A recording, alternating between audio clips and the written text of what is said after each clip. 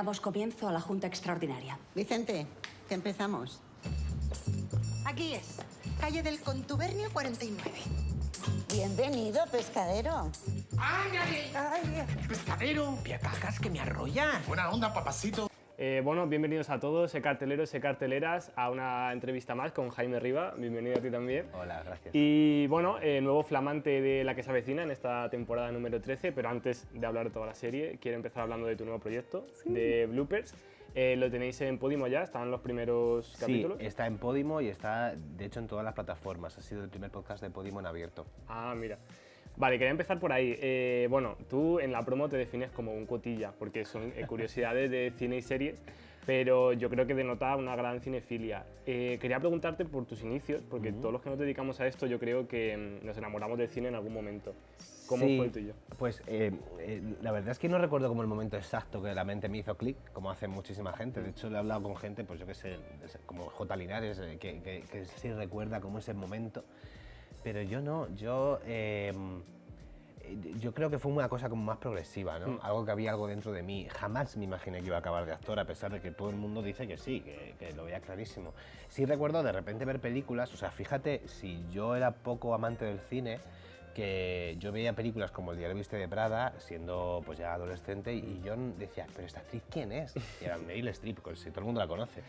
Y me encantaba y veía que me iba enamorando y yo decía, yo quiero hacer eso, yo quiero hacer eso. Entonces, creo que esa conjunción de que me guste tanto el cine y las series y a la vez ser un cotilla, como digo, me hace estar enganchado todo el rato al móvil, que por otro lado es horrible, buscando las curiosidades, porque además voy como pasando de una a otra todo el rato, en plan, curiosidades de The Crown, curiosidades de Isabel II, del Buckingham Palace y me tiro toda la tarde. Claro, es insaciable, cuando ves algo quieres saber quién hay detrás, qué ha pasado, curiosidades. Y quería preguntarte, bueno, ¿cómo surge el proyecto? ¿Cómo de repente dices, me apetece hacer un podcast? Pues creo que nace de la necesidad de tener uno, sí, como todo el mundo. O sea, yo como que voy descubriendo los formatos y digo, ay, yo quiero hacer esto. Recuerdo, de hecho, el primer momento en el que, bueno, ya hace muchos años ya quise ser youtuber, estuve mucho tiempo subiendo vídeos a YouTube, que además tuvieron como mucha repercusión alguno de ellos, fue muy guay, fue un proyecto muy bonito. Y era como que yo lo descubro y digo, ay, quiero hacer esto, ¿cómo lo encajo? Sí. ¿Cómo tal? Y quería un podcast. Al principio quería un podcast conversacional, como hay muchos, pero sí es verdad que después pensé, mira, quiero distanciarme de esto, quiero buscar algo nuevo, algo que no se está haciendo mucho, y vi que no había mucho donde se hablara específicamente de curiosidades de series y películas, y dije, venga, pues vamos a empezar a trabajar en ello. Eso te iba a preguntar, ¿cómo buscaste tu sitio en una industria donde hay tanto podcast, todo el mundo puede hacer uno, con un micrófono hace uno en su casa? ¿Cómo dijiste, uno de cine voy a hacerlo, pero aquí, de esta forma, o más corto? ¿Cómo te buscaste tu sitio? Pues por un lado, siempre hay como un puntito de suerte, ¿no? Pero al final siempre te dicen, o siempre, yo tengo una frase que la tengo como muy integrada en mí, que es cuanto más personal, más universal. O sea, cuanto más te toque a ti, cuanto más te llegue, seguramente habrá cientos de personas que sean igual que tú en este sentido. Entonces, claro, yo me di cuenta que la única vez que mis amigos me decían sigue hablando, no te calles, era cuando hablaba de curiosidades de series y películas, porque era como, ay, pues ¿sabéis qué tal? No sé qué curioso, tal. Entonces dije, pues a lo mejor le interesa a la gente que cuente esto. Y empezamos así. De hecho, la idea era que iba a ser un podcast para mis redes sociales. Lo que pasa es que en este caso me crucé con Juanjo Rengel de Podimo y dijo, pues me parece una idea muy buena. Y poco a poco empezamos a trabajar en ello y aquí estamos. Qué guay. Yo, fíjate, los he escuchado estos días para preparármelo y yo soy un ultra friki del Señor de los Anillos. Qué bueno. Me escuché el programa y me sabía todas las curiosidades menos una. Entonces veo que los buscas bien. Te quería preguntar cómo eliges las pelis, si te van surgiendo, dices, vale, me apetece de esta, y luego cómo te haces la documentación. Pues las pelis las elijo y las series las elijo primero en base de que tengan diferentes públicos, más que nada, pero después que me gusten a mí. Claro. O sea, que me lleguen pues para ponerle esa pasión que yo creo que tiene que tener cuando hablas de algo, pues eso, una peli, una serie. Y después pues lo busco casi todo por internet o por entrevistas, intento contrastar diferentes medios. De todas maneras, cuando yo no estoy seguro de una curiosidad, porque muchas veces hay cientos de bulos, claro, pues intento como, bueno, pues vamos a ver si esto es verdad, o lo digo, pero diciendo, mira, esto lo he leído aquí, no es seguro que sea verdad, ¿no?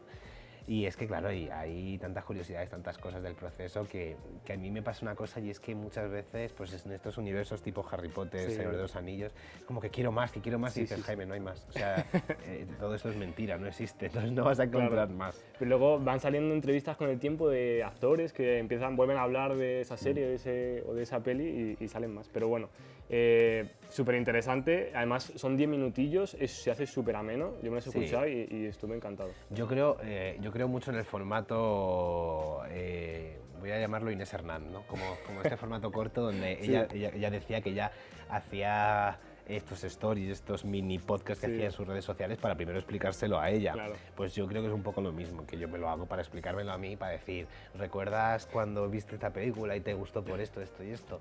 Y se lo explico a los demás. Bueno, está genial, merece mucho la pena y tenéis que verla, de verdad, es increíble. Y bueno, pasando a la que se avecina, quería preguntarte cómo es entrar en una serie de la más exitosa, de las más longevas. ¿Sentías presión? Pues curiosamente no.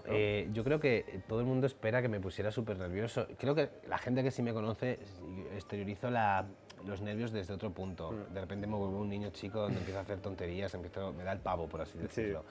Pero no es una cuestión de verdad que me dé esta presión y este miedo, ni me ponga nervioso, tipo voy a llegar y tal. No. También porque quizá yo soy una persona que me hago muchas expectativas de todo, pero jamás pensé estar en esta serie en concreto. Y de repente te llega y al final fue muy diferente a lo que, si yo me hubiese hecho las expectativas, lo que hubiese sido, ¿no? Entonces, claro, de repente coincides con compañeros que has visto en la televisión y que han marcado tu vida. Yo he disociado muchísimo, literal. O sea, ha habido como una separación enorme entre lo que esperaba y lo que ha llegado a ser. Y de hecho veo esto y no me recuerdo estar allí. Claro. O sea, es muy fuerte. Es como un sueño, ¿no? De gente que has estado viendo, incluso desde Aquí no hay quien viva, La que se Claro. avecina, porque tú eras fan de las dos series. La que se avecina menos que Aquí no hay quien viva, pero porque claro, Aquí no hay quien viva me pilló en el momento justo Guau. de transición de la adolescencia a una cosa más madura y entonces claro, empiezas a ver personajes que pues con los que a lo mejor empatizas más o te hacen mucha gracia. Claro, es que Aquí no hay quien viva además fue una serie maravillosa. Pero bueno, más que sueño, es una cuestión pues de eso, vas a trabajar con gente a la que admiras. Ya. Y después de terminar la que se avecina, yo me senté conmigo mismo y dije, joder, has trabajado con los mejores actores de comedia de este país. O sea, has estado con personas que llevan muchos años, que tienen muchas herramientas. Y en parte me sentí muy orgulloso de mí mismo, de estar allí y de no haber sentido esa separación entre ellos y yo. Y quería contarte de esto, de los actores y actrices tan consolidados que hay ahí. ¿Cómo fue diferente lo que te esperabas a luego lo que es trabajar con ellos? ¿Y quién te sorprendió más, a lo mejor? Es que ha sido toda una sorpresa constante y a la vez no. O sea, como te digo, no había una cosa como de que yo pensara que los actores iban a ser de una manera o de otra. No sé, o sea, por supuesto, por ejemplo, en el caso de Petra, pues no esperas que te insulten nada más llegar, claro.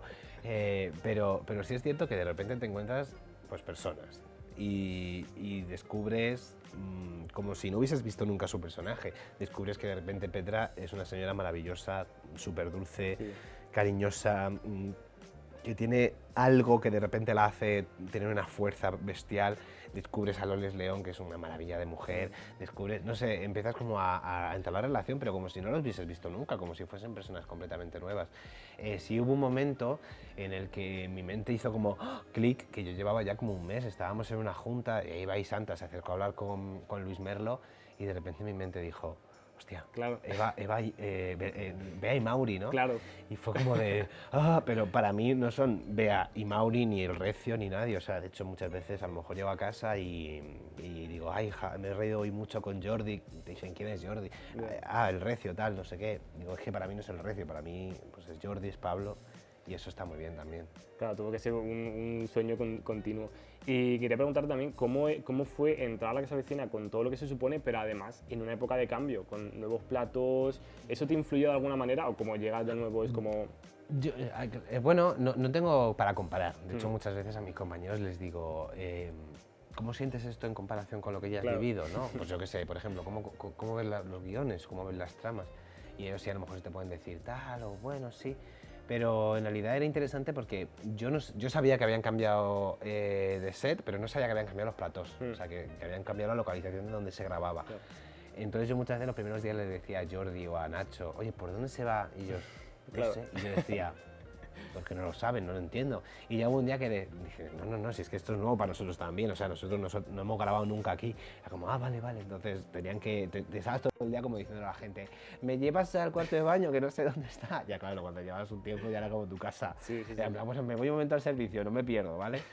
O sea que... Además nosotros tuvimos la oportunidad de ver los platós y es alucinante. O sea, Sí. lo que han hecho en los pocos meses que llevan, todo lo que han construido es tremendo. Claro, al final los platós de Montepinar, bueno, no puedo hablar de esto, a lo mejor sí los fueron mejorando, tampoco lo sé, pero han pasado muchos años, entonces lo que es la calidad de la imagen ha evolucionado, la tecnología ha evolucionado, entonces evolucionaba lo que era la imagen con unos platós de hace 15 años. Claro. Entonces, yo no he estado en Montepinar, pero he estado en Contubernio y es un lujo poder pegar un portazo sin que se te mueva la pared, Ya. ¿sabes? O sea, yo el otro día me meaba de la risa porque estábamos en la premiere y había gente pues, que no había estado en el rodaje, amigos y tal, y entonces nos preguntaban sobre los platos y Alex de la Croa me hizo mucha gracia porque decía que son maravillosos, que nuestro baño está licatado, decía, que está licatado de verdad, que no es una pared así de papel, y me hizo mucha gracia y entonces, claro, cada vez que me preguntan sobre los platos siempre digo, que está licatado, ¿vale? O sea, Ya es una broma constante. sí. Joder. Y bueno, a ver, vamos a hablar de tu personaje, Georgie. Es un chico gay que tiene un temor constante a una catástrofe Sí. natural, ¿no? Háblanos un poco de él. ¿Qué se puede esperar la gente que a lo mejor no le conoce, que no haya leído nada y se encuentra de repente con esto? Yo creo que Georgie tiene esta cosa de ser el típico personaje que de primeras te cae mal, pero enseguida le coges cariño. Porque Georgie tiene siempre como una mala cara, con razón. A ver, Georgie no deja de representar a ese chico gay de una parte de la sociedad que pertenece pues, a estas millennials, a esta generación Z Sí. primeriza, pega a los millennials, que pues, le da cierta importancia a cosas que para él la tienen que la sociedad no le da, que él ha vivido X crisis, que no consigue trabajo, pero que tampoco se mueve del sofá. Entonces hay una cosa como de tener este constante desasosiego y esta cosa como de estar enfadado con todo el mundo porque tengo el mundo en contra de mí. Pero cae bien, o sea, yo lo relaciono mucho con esta sensación, salvando mucho las distancias, porque para mí le tengo un cariño personal bestial con Belén, de Aquí no hay quien viva, ¿no? Como de querer y no poder. Claro. Entonces, de primeras, yo recuerdo un día que Carlos Areces me dice, pero ¿por qué tu personaje está siempre cabreado? Y yo le dije, pues porque, pues, ¿cómo no? Claro. Los jóvenes estamos Claro, cabreados le siempre. pasa esto y esto, y encima viene Greta a decirle que si no sé qué, que si no sé cuánto. O sea, es como, pero me queréis dejar todos en paz ya, por favor. O sea, ¿crees que se construye bien la desazón de los jóvenes, no? Sí, lo que pasa es que es un punto muy cómico. Claro. O sea, yo creo que lo tenemos ya tan integrado que nos pasa a nosotros. Yo, por ejemplo, tengo un humor muy ácido. Y yo hubo una época de mi vida que yo estaba feliz conmigo mismo. Pero ahí me preguntaban cualquier cosa y yo decía, ay, no lo sé, yo me quiero morir. Sí. Todo el rato. Entonces a lo mejor decía, salíamos del trabajo y decía mi compañera, ay, pues yo voy a llegar a casa y voy a ponerme una serie. Y decía, pues yo me voy a comer una hamburguesa y me quiero morir ahí en el sofá. Entonces, claro, la gente se quedaba como diciendo, pero tan mal estás. Digo que no, que es como un humor, Claro. ¿no? Como un humor ácido, tipo, pues eso, Samantha Hudson, tipo, pues a ver si me caigo y me quedo muerta encima de... Eso es. Pues un poquito así, ya está. Sí, yo creo que es un meme recurrente de nuestra generación. Sí. O sea, lo decimos siempre. Como ¿cómo estás, Loli? Fatal. Claro. En plan, pues un poco así, ¿no? La tía Loli. Sí, Fatal, sí. gracias. Y bueno, quería preguntarte qué tal con Alex y con Elizabeth, ¿cómo es esa convivencia los tres, además teniendo a los recién enfrente? Pues mira, me encanta haberlas conocido a las dos, porque además somos muy diferentes, pero nos compenetramos muy bien. Yo recuperando un poco lo de bloopers, que yo de verdad, lo de bloopers es literal que yo vivo mi vida así, yo vivo mi vida como si fuera una película, o sea, yo voy andando por la calle y me creo Sarah Jessica Parker y de repente me creo Harry Potter y vivo mi vida como si fueran series. Y juntarme con Alex y con Elizabeth es literal el más puro estilo Sexo en Nueva York. El otro día, tenemos un grupo los tres, hablamos un montón y el otro día me dice Alex, estoy en Gran Vía comprando toallas, vente y nos tomamos algo y acabamos literal en un restaurante asiático comiendo ella una pasta de no sé qué y yo berenjenas tipo así. Era como ella con un top ideal, yo también como bien vestido en un restaurante ahí en plan como digo, es que esto es el más puro estilo Sexo en Nueva York. Y me encanta vivir esto con ellas. O sea, hablamos de un montón de cosas, nos reímos un montón, es muy guay, muy guay. Yo creo que lo que vivís fuera de la pantalla se siente dentro, o sea, dentro del plató, esa Sí. química luego es mucho mejor. Es muy guay. Yo me compré la Switch porque la tuve, la revendí porque me volví loco. Bueno, me la volví a comprar cuando estaba en la que se avecina y me la llevaba a los platós a jugar.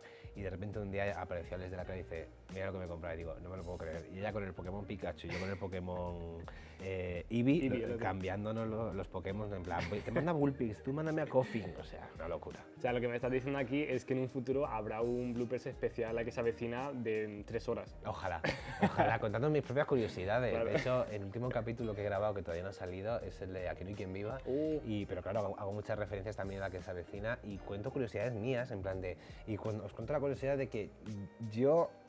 me ha pasado esto en el plató y es rarísimo porque dices, estoy hablando de Sarah Jessica Parker y después estoy hablando de mí, ¿qué es esto? No entiendo nada. Es rarísimo, Claro. es rarísimo porque de repente te ves dentro de lo que es un grupo que yo ya considero que yo ya estaba, en el sentido de que yo llevaba trabajando mucho tiempo, pero sí es cierto que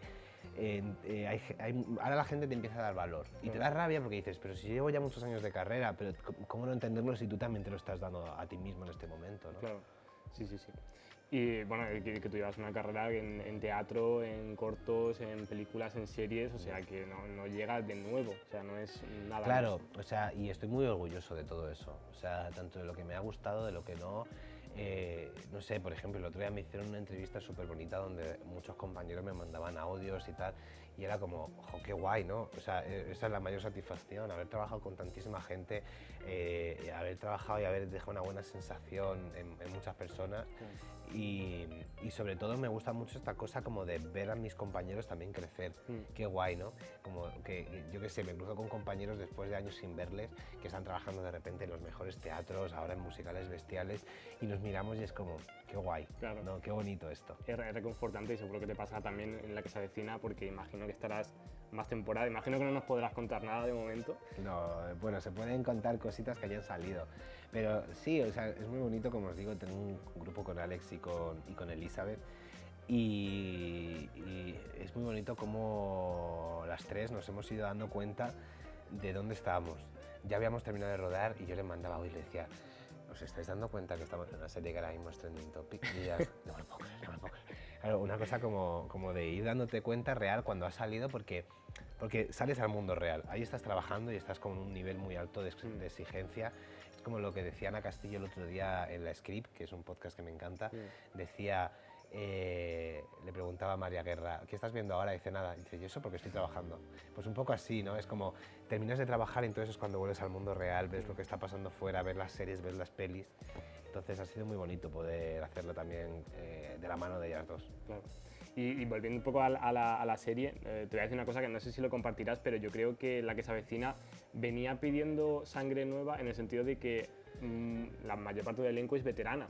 Al final tienen tramas de gente de 40, 50, 60 años. ¿Crees que eso, por ejemplo, en Kenny Viva no pasaba tanto? Claro. ¿Crees que faltaba esa parte joven, esa sangre nueva? Yo creo que sí, además es una cosa que hemos hablado en general la gran mayoría de actores y actrices de la serie, todos y todas coinciden que sí, que hacía falta. Y por esta razón estamos aquí, quiero decir, no es una cuestión que Alberto y Laura se levantaran una mañana y dijeran, vamos a meter ahora... No, es que hacen un estudio, pasan los años y dicen, bueno, pues nos hace falta esto. Claro. Al final, la que se avecina funciona... O sea, la que se avecina, el verdadero protagonista es el edificio en sí. Y nosotros vamos dando vueltas de forma muy coral, entonces... ellos hacen un estudio y hacen, vale, nos hace falta este sector de la población, nos hace falta enseñar esto, vamos a meterlo. Y funciona precisamente por eso, porque son muchos mundos que se enfrentan. O sea, de repente tienes a un grupito como son Fina y Menchu, que entre ellas además no tienen nada que ver, pero funcionan muy bien juntas, que ahora se encuentran con el personaje de Greta, que es la presidenta de la comunidad donde siempre ha estado ya tranquila y tal, y de repente están las chiques que se juntan pues con los Recio. Entonces, genera estos contrastes maravillosos. Eso es. O sea, ver, por ejemplo, al personaje de Karma, como de repente enlaza con un mundo que no tiene nada que ver precisamente con lo que representa Karma, pues es lo que le hace tener esta riqueza, ¿no? Claro, esa acidez de juntar todo lo nuevo con el conservadurismo que hay en ese edificio. Claro, o sea, que es tremendo. claro. Y a raíz de esto quería preguntarte si tú tenías algún tipo de miedo o de prejuicio sobre cómo se iba a tratar lo que decíamos, ¿no? Los temas millennial, generación Z, como puede ser pues, el colectivo LGTB o incluso el miedo a una catástrofe medioambiental, ¿no? Que también parece como un problema de nuestro tiempo. ¿Tenías miedo de que a lo mejor se parodiase demasiado? Bueno, a ver, dentro de que La que se avecina parodia todo. Sí. O sea, hay un punto en el que yo quería que el personaje fuese un poco parodia, pero no por hacerlo... O sea, que se entienda que el hacer parodia no es ensalzar la pluma como si fuese un estereotipo. O sea, una parodia no es un estereotipo en sí. O sea, por ejemplo, el personaje de Cam en Modern Family tiene pluma, pero no es un estereotipo para nada. O sea, tiene esta cosa como de que es un personaje rico, donde el actor ha trabajado el contexto del personaje y le ha ido añadiendo cositas que le hacen de repente tener esta riqueza interpretativa. Yo lo que quería con Georgie era un poco eso. Lo que ocurre es que sí tenía miedo, por un lado, como de... O sea, yo me prometí a mí mismo trabajarlo con respeto. Y trabajarlo con respeto no significa ni quitarle la pluma ni ponérsela, sino trabajarlo como un personaje normal y corriente que lo es. Es decir, cuando tú trabajas un personaje gay, la gente alrededor notas que empieza a decirte, ¡jo, qué guay! Porque vas a poder hacer no sé qué. Bueno, o no. Claro. Quiero decir, no deja de ser un personaje donde su identidad sexual... O sea, a ti te dan un personaje heterosexual y es que ni siquiera te planteas que sea heterosexual. Te dan un personaje heterosexual y nadie te dice, ¡ay, pues vas a empezar a hacer... Pues no, depende del contexto del personaje y cómo se desarrolle. Entonces yo me prometí a mí mismo trabajarlo con mucho respeto. Lo que tengo miedo es que el personaje de repente se convierta en un referente que espero de verdad que ayude a mucha gente a salir y que sean referentes televisivos. Pero yo no soy ningún gurú, o sea, no, tengo mucho que aprender todavía, tengo mucho que deconstruirme en muchos ámbitos y yo no represento la totalidad del colectivo LGTB ni de lejos, ni tampoco quiero, ¿sabes? Entonces, me siento parte del colectivo, sí, pero no quiero ser ningún tipo de abanderado. No, pero al final yo creo que siempre cualquier tipo de representación ayuda. Fíjate el personaje de Mauri en Aquí no hay quien viva. Eso es, al final yo sí... Lo que me alegra mucho es que de repente haya gente que pueda encender la televisión y diga, oh, un personaje homosexual en televisión, qué guay, o como lo que yo pude sentir cuando vi a Mauri en Aquí no hay quien viva. Pero por eso sí sentía esa responsabilidad, ¿no? De que de repente no fuera un personaje ridiculizado. Creo que en ningún caso ha llegado a ser ridiculizado, dentro de que sí hay bromas, pero no porque él sea homosexual, sino que bromas porque el personaje es un jeta. Entonces, claro, hay momentos maravillosos. Pero creo que no, o sea, yo no recuerdo que les haya hecho ningún chiste porque él sea gay. Y de todo eso, lo nuevo que viene, los nuevos personajes, también está por ahí Carlos Chamarro. ¿Quién crees que es el que va a sorprender más a la audiencia? Personalmente a mí, quien más me ha sorprendido, porque no os podéis imaginar lo diferente que es ver trabajar y verlo después en pantalla, es el personaje de Mamén García, de La Marquesa, junto con el personaje que hace Margarita, que es Logi, que es su sirvienta. Me ha encantado, de verdad, me encantó cuando lo vi. Y creo que el personaje de Greta, de Laura Gómez Lacueva, es maravilloso, irá creciendo porque no deja... O sea, en estos primeros capítulos se muestra a una Greta recta, en esa posición donde literal nada se le escapa y claro, de repente ves que no es así. De repente ves que es un personaje que tiene todo por debajo, una cosa muy, muy interesante, ¿no? Y trabajar con Laura es que está como una cabra. Está como una cabra, Laura, te quiero mucho, de verdad. Bueno, pues si te parece lo vamos a dejar aquí. Ya están disponibles los 3 primeros capítulos en Amazon Prime Video. Y nada, muchos éxitos, Jaime. Seguro que va a ir genial. Muchas gracias, de verdad. A ti. Disculpad, vecinas, esto de sacarse las sillas de playa a la puerta es un poquito paleto. Soy Greta Garmendia Pérez Yuste, farmacéutica colegiada. Soy Antonio Reyes de Matamoros, mayorista en Olimpio Pescado. ¿Pero qué haces en el suelo? ¿Tú por qué le has puesto un candado a la nevera? ¿A ti qué te parece? Yo